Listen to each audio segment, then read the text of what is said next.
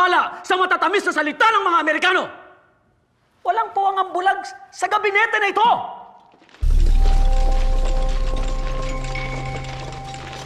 Paano ang aming mga negosyo?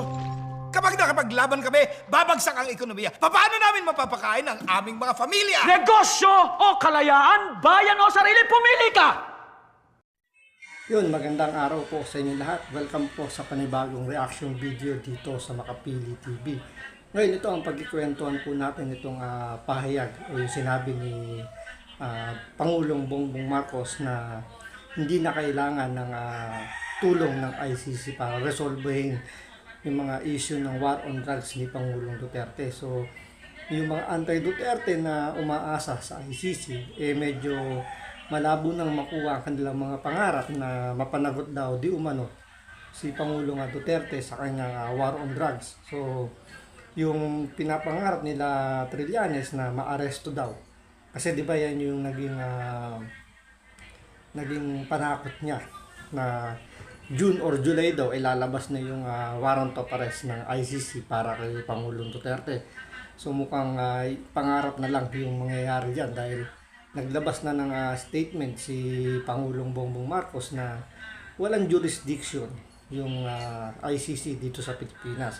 So ito ay sinugundahan din naman ng mga kongresista, ng mga congressman.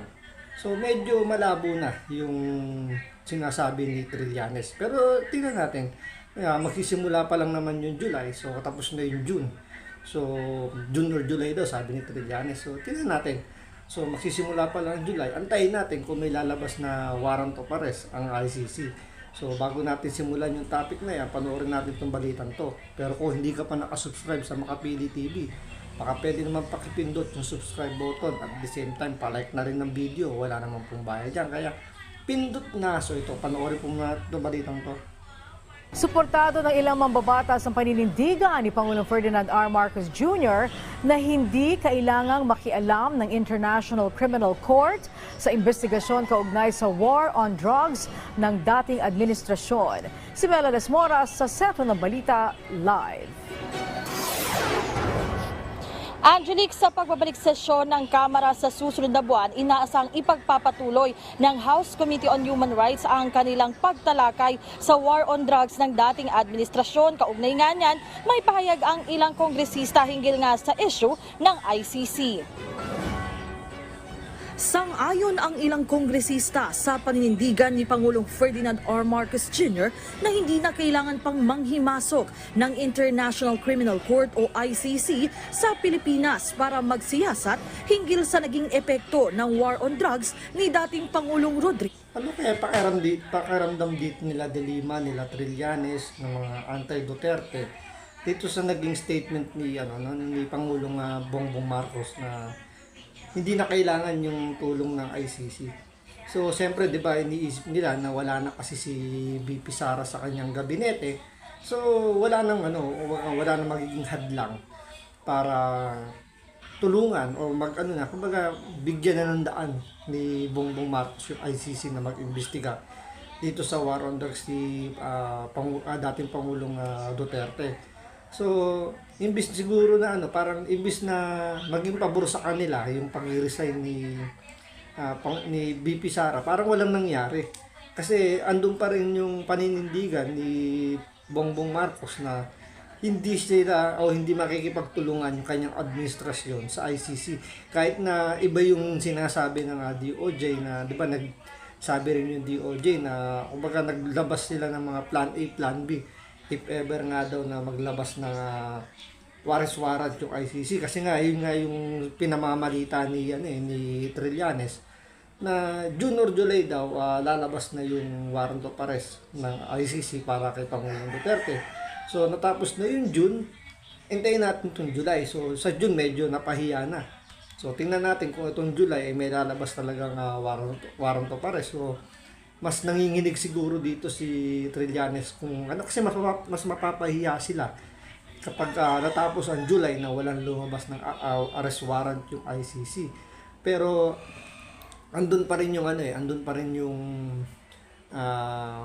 pwedeng madiskaril pa rin yung yung gustong mangyari ni Trillanes. Sabihin natin maglabas ng warrant of arrest ang ICC. Pero kung hindi naman yun i-implement ni Bongbong Marcos, so mangyayari, aawayin ngayon ni Trillanes itong si Bongbong Marcos kasi hindi siya mapagbibigyan doon sa gusto niyang mangyari. Kasi kung titingnan niyo yung mga kung panonood natin yung mga dating video ni Trillanes, kapag hindi na pagbibigyan, nagagalit siya dun sa mga grupo, sa mga taong hindi siya pinagbibigyan sa mga gusto niya mangyari, di ba? Andyan yung bigla na lang magtatantrums yan, bigla na lang maglalabas ng mga kung ano-anong statement, bigla magbuhukay ng anumang issue na ilalaban doon sa taong tumabla doon sa gusto niya mangyari. So yun nga abangan natin.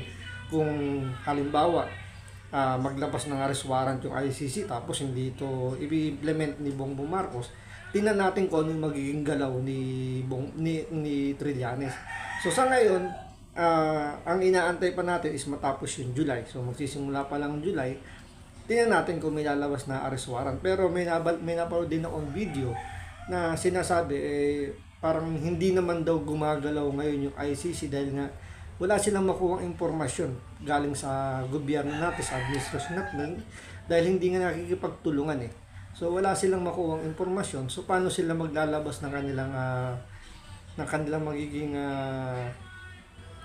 report o kanilang magiging report ng kanilang investigasyon. So kung wala naman silang makuhang mga dokumento, mga sabihin natin mga testimonya, kung magbibigay lang kasi diyan yung sa mga witness lang nila, so lalabas hearsay pa rin yan. So walang proper na nangyayaring investigasyon. Siyempre kailangan mapakinggan mo yung both side bago kang humatol. Ngayon kung hahatol ka base lang sa sinabi ng isang side, so lalabas bias lang, diba? Hindi naging neutral yung pag-iimbestigasyon. Mas masisira yung kredibilidad ng ICC, diba? At the same time, parang wala namang nakasampang kaso yata dito sa atin, dito sa Pilipinas, yung nangyaring war on drugs si Pangulong Duterte. So, paano mo masasabi na guilty si Pangulong Duterte kung hindi naman siya nahatulan pa? Kasi kung halimbawa, hinatulan siya ng korte natin, may kaso siya, hinatulan, at hindi ma-implement, siguro pwedeng pumasok yung ICC doon para udyukan yung gobyerno na i-implement kung ano yung hatol ng korte kay Pangulong Duterte. Pero yun nga, dahil naglabas na nga ng statement si Bongbong Marcos na hindi niya pa yung tulutan o walang jurisdiction na yung ICC sa Pilipinas, mukhang pangarap na lang yung mangyayaring gustong mangyari ni Trillanes. So tuloy natin itong balitang to. Duterte. Ayon sa presidente, patunay ang naging paglaya ni dating Senadora Laila de Lima na gumagana naman ang ating sariling judicial system. Maybe this is something we should show the ICC. Tignan mo, our judiciary is working properly. All our investigative services are working properly. We still stay with our position that the ICC has no jurisdiction in the Philippines because we have. Sa patunay pa yan, di ba? Tulad niya, nakalaya si Laila de Lima na kinasuhan. So, ibig sabihin, gumagana yung ating judicial system natin. So, gumagana. So, napawalang sala siya. So, yung magpapatunay na talagang hindi kailangan ng ICC. Pwedeng sabihin natin na igiit nila na wala, kumbaga parang pwede lang pagsigawan sa ICC na hindi gumagana ng ating judicial system. Kung hanggang ngayon nakakulong pa rin si Laila de Lima. Siguro isa rin yun sa mga naging diskarte, hindi natin sigurado. Ito lang naman natin, haka-haka lang. So, kumbaga parang sakyan lang natin yung kwentong barbero ng mga pilosopong tambay natin dyan. Na kaya daw na ginawa ng paraan daw yan na makalaya si de Lima. Kasi nga, yan yung ayaw mangyari ni Bongbong Marcos na lumakas yung ng ICC na walang judicial system na gumagana sa Pilipinas.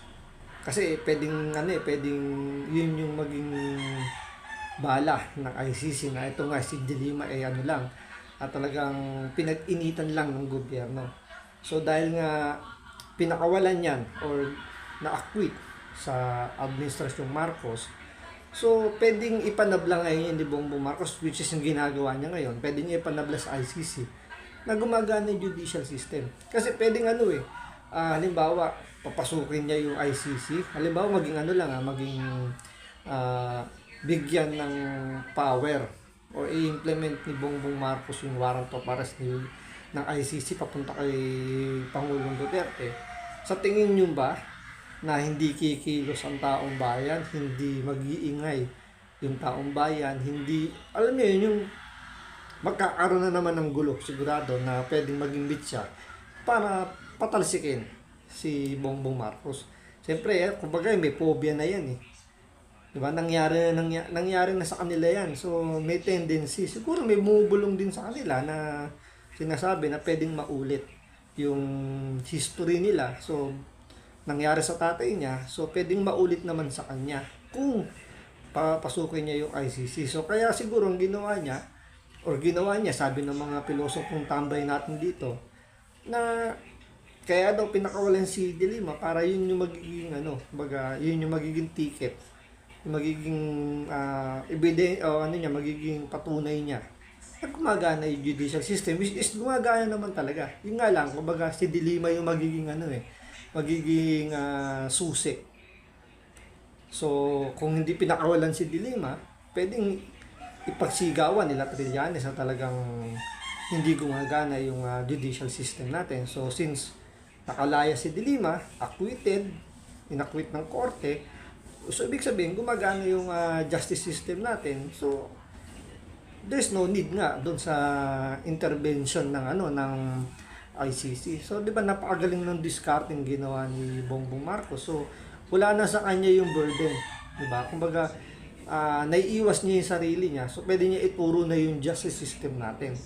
So, napakagandang diskarte nga naman yung naging diskarte ni Pangulong Bongbong Marcos.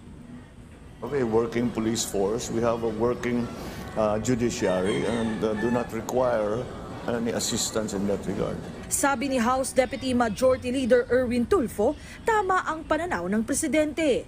Anya, mayroon din naman kasi tayong mga otoridad at sistema at hindi na kailangan pa ng mga dayuhan na makialam dito. Para na ma-insulto sa ating judicial system natin na, "Oy, ICC, tulungan nyo kami, di namin kaimbestigahan ito." Kaya naman natin imbestigahan. So, I agree with the President 100% na gumagana, working yung ating judicial system. Isa pa dyan, di ba, parang gusto pang sabihin nila Trillanes na kaya kailangan pumasok ng ICC kasi yung korte natin mga inutil na. So dapat yung mga yung Supreme Court natin maglabas din ng statement diyan na, "Oy Trillanes, huwag mo kaming bastusin, nandito kami, gumagana kami, nagtatrabaho kami." Parang pinalalabas ni Trillanes itong justice system natin, mga nakukulang, mga tuod na walang ginagawa. Oo, medyo mabagal dahil nga sa sobrang dami ng hinahawakan nilang kaso. Medyo mabagal talaga yung justice system natin. Pero gumagana. Dahil nga sobrang loaded sila ng mga kaso. So, dapat maglabas ng statement din yung justice system natin, yung Supreme Court, na nagtatrabaho sila ng maayos. Kasi parang binabastos na nitong mga nananawagan na pumasok yung ICC dito sa Pilipinas. So parang sinasabi nga nila na yung mga judge natin dito, yung Supreme Court natin, natutulog lang sa kangkungan at walang ginagawa. Kaya kailangan pumasok yung ICC. At saka yung isa pang nakikita rin natin dito, kaya medyo dumidistansya rin yung mga congressman.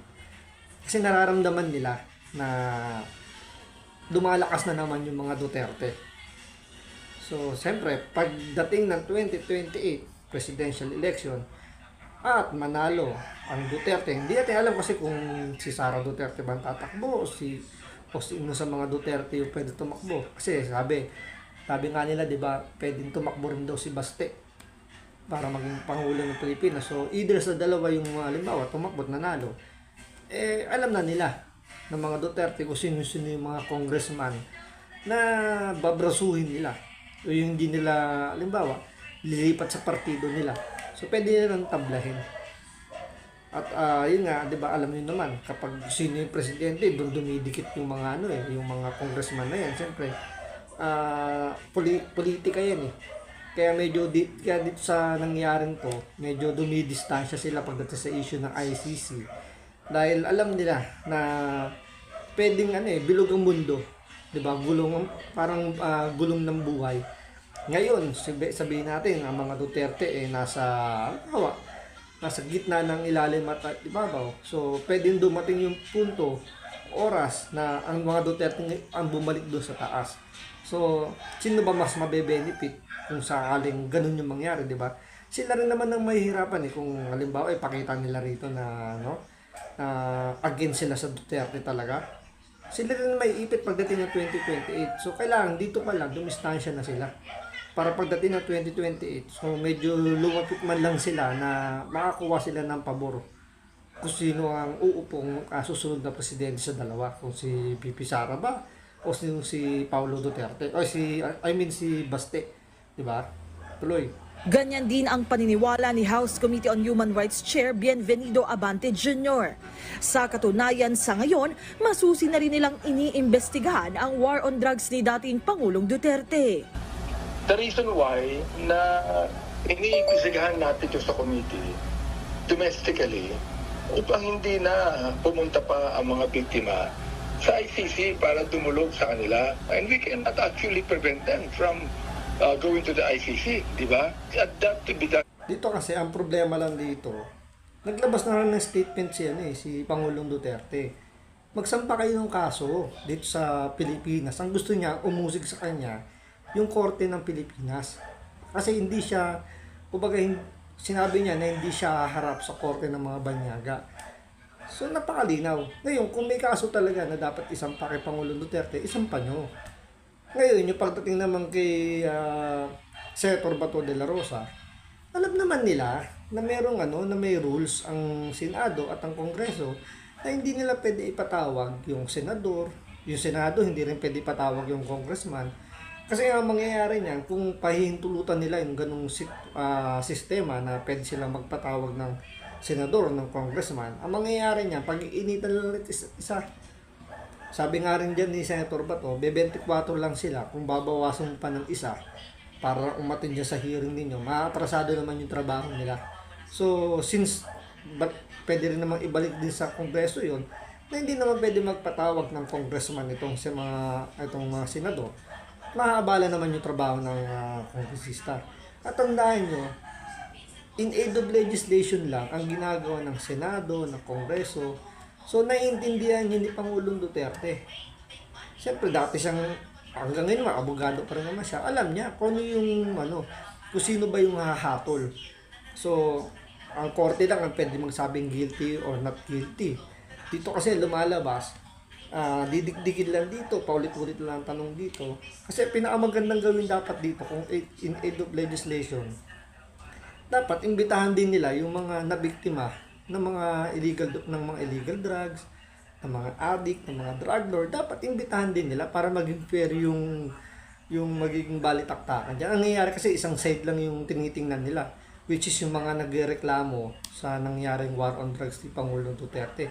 Pero kung titingnan mo rin naman kasi babasahin mo yung kung sino yung mga resource person nila, bakit ba nasangkot dun sa patayan yung kanilang mga kaanak, makikita nyo may involvement din naman sa droga. So, siyempre, tapos ituturo agad nila, pulis ang gumawa. Dahil pulis ang gumawa, utos daw ng PNP chief, utos daw ng presidente. Di ba parang napaka gumawa lang ng hindi maganda yung nasa baba, utos agad ng presidente. Pwede namang gumawa ng kalokohan to nasa baba dahil kailangan nila iligtas yung sarili nila dahil hawak nga sila ng sindikato. Diba? Pwede naman ganun kagad yung maging statement, pero sa kanila hindi utos kagad ng presidente yon. So, di ba napaka bias masyado yung ginagawa nila na antimano, utos kagad ng presidente. Pero malinaw naman doon sa sinabi ni Pangulong Duterte na sumunod lang kayo kung ano yung nasasaad sa batas, itutulungan kayo, di ba? Kaya nga yung mga pulis na napatunayan na gumawa ng hindi maganda, di ba? Ayun, nakakulong na sila. So, ibig sabihin, talagang naging fair yung yung pagsampa ng mga kaso. Tapos meron mga nagsabi diyan na yung itong mga biktima daw ng war on drugs ni Pangulong Duterte, hindi naman daw nagrereklamo sa pulis. Dahil ang katwiran, wala raw silang tiwala sa kapulisan, kaya dumidiretso sila kagad sa NBI. Di ba parang doon pa lang medyo medyo hindi tama yung proseso. Dapat sa gobyerno natin, dapat mauna muna sa kung ganyang nabigat yung kaso, dapat PNP muna yung humawak.